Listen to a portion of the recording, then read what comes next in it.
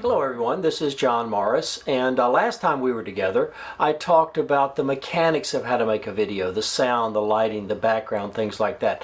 This time I'd like to talk about the content of the video, or how you present your content. Now I know you're the subject matter expert, I don't know your subject as well as you do, but I want to give you some ideas of how you can take your subject matter expertise and put it into a video that people will actually watch the whole way through. If they don't watch the video, they're not going to get your subject matter. So today I want to give you 3 guidelines on how to make a video that people will actually watch the entire way through. And the 3 guidelines are: it needs to be abbreviated, it needs to be attention getting, and it needs to have an application. So we'll kind of go through those step by step, and hopefully when we get through you will have a way that you can make your own videos. So first of all, it needs to be abbreviated. I hate to tell you this, our job is speaking, but you need to be less than 5 minutes. 3 minutes is good. So you really have to work on your content and squeeze it down into that period of time. And the reason you have to do that is we're dealing with a culture or an environment that is full of people multitasking. Someone may be watching your video on the phone while they're doing something else.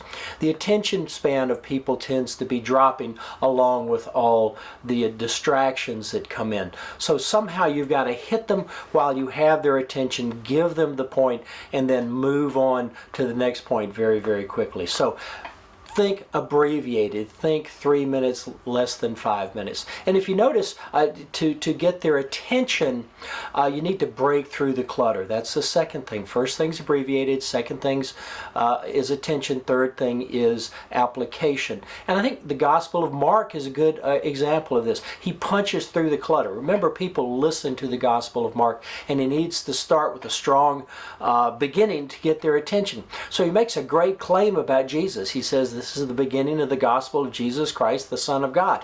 People go, whoa, really?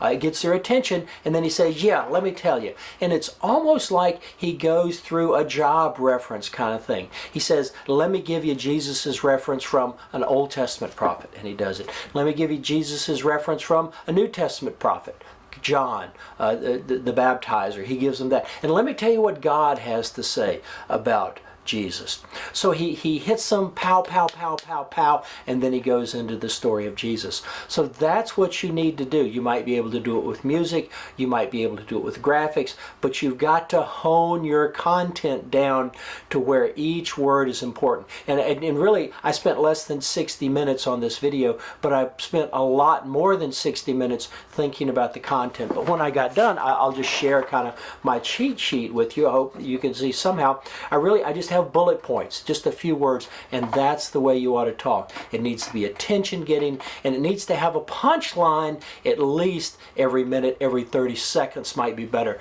to kind of hit them with something to get their attention.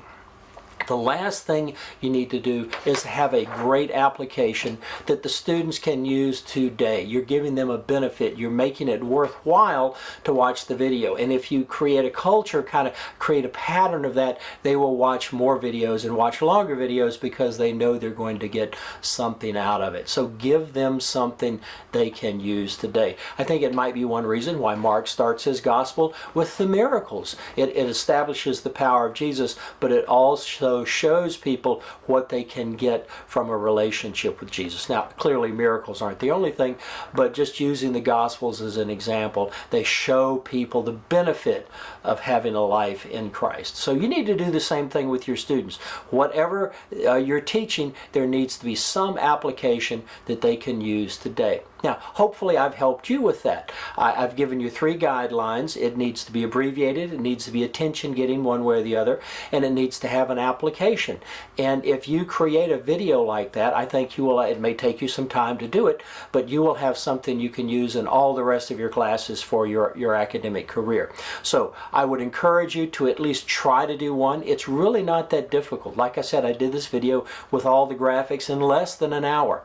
I used iMovie for this because I'm in an Apple environment, but there are Windows programs too. There's a program called Camtasia that is very, very powerful and very, very useful to make videos from your Windows computer. Now, Val is a Camtasia expert. She can help you with that. I don't claim to be an iMovie expert, but if there's something I can do to help you with iMovie to get your excellent content into a video, I'd be more than willing to help. Just get in touch with me. It's jmorris@point.edu, and we'll all go forward with this application, create better videos, and have happier, better informed students that actually watch our videos the whole way through. And I hope you made it the whole way through. So until next time, shalom, y'all.